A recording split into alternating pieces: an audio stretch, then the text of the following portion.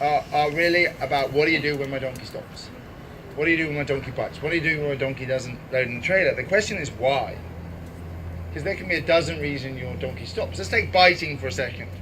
So, your donkey could be biting you because he wants you to leave. In which case you have to stay. If he's biting you because he wants you to stay and get attention, then you have to leave.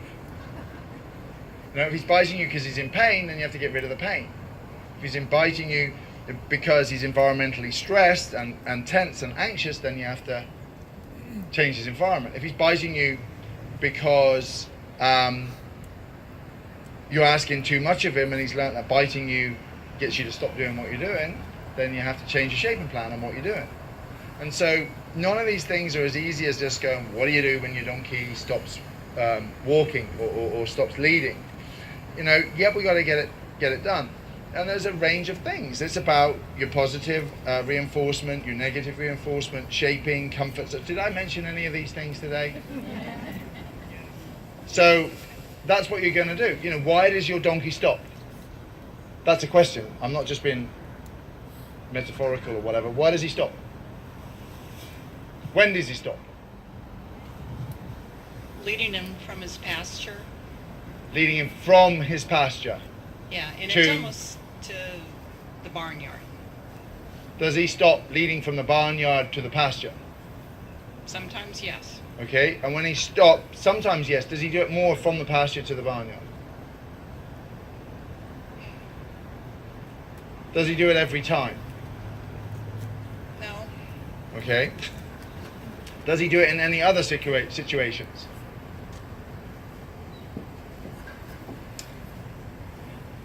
Yeah, and sometimes if he's going to he perceives as scary, yep. like another person sitting somewhere. Okay, so planting and thing is kind of part of his learning style and part of his character and who he is, so he does it in different areas. Okay, cool.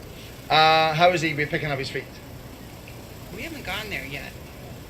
I know. How is he with grooming? He's good with that. Okay.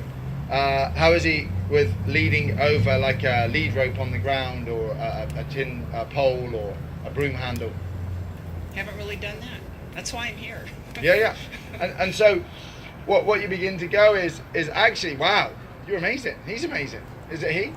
Yes. Yeah, he's amazing. Because he's actually way outperformed what I'd actually expect him to be able to do anyway. So part of it may be just inexperience, and he's asking those questions. What's that about? I'm going to stop and look at it, and having the patience just to wait, and then he begins to go forward.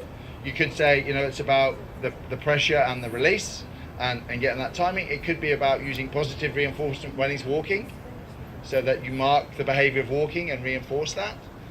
It could be about, and actually it should be also about doing your training for your shaping plan. So you'd begin to have your pole on the ground and your lead rope, and you begin to teach him to walk over things. It's about building trust and confidence and problem solving. So when he's leading and he stops, what do you do now? Wait it out. Wait it out. Do you go back and reassure him at all? Sometimes I'll try different angles. Okay, but you don't go back and give him a scratch or a bit of fuss or anything like that? I'm trying to think. I don't think so. Okay. When you ask for that pressure and he doesn't move, what do you do? Again, just kind of wait it out and change. Do you keep that angle. pressure on, or does it ever go slack once you've asked? I pretty much keep it on. Okay.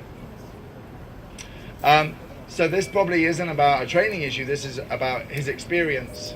And if you haven't gone there to pick up his feet, is he relatively new to you? Yeah, he was a rescue donkey, so we've had him about a year. Okay, cool. So, to me, what I would be saying, instead of trying to fix what you're doing to get him where you're going, I guess he goes back and forth to the